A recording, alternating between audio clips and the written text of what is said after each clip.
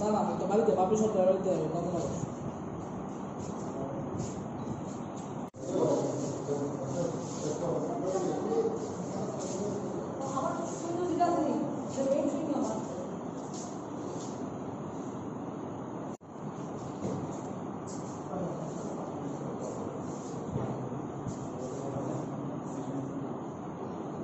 Secret ইনফরমেশনের বেসিসে আমরা নন্দনগর সেনপাড়া এলাকায় একটা রেড চালাই বাপি সরকারের বাড়িতে।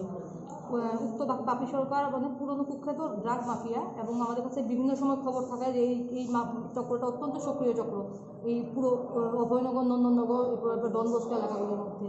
তো অ্যাকর্ডিংলি আমরা বাপি সরকারের বাড়িতে রেড করি এবং তার বাড়ি থেকে আমরা 75 বটল সেসকাপ কফ সিরাপ, 2টো ব্রাউন সুগারের পাউচ রিকভার করতে সক্ষম হই। একই সাথে তার সাথে জড়িত থাকা 7 জন ছেলেকেও আমরা আজকে অ্যারেস্ট করি।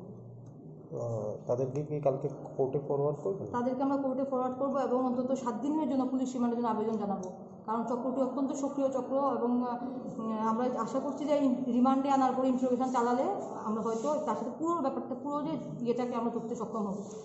বাজার মূল্য হচ্ছে অ্যারাউন্ড 10 লক্ষাধিক টাকা। এইরকম অভিযান মানে আগামী থেকে আপনারা জারি রাখবেন? হ্যাঁ, আমরা সবসময় করছি এবং আগামী দিনেও জারি থাকবে। আজকে কটার সময় এই রেডটা করেছেন? 8:30 9:30 টাকা আজকে সন্ধ্যের সময় আমরা আজকে এই রেডটা করেছি।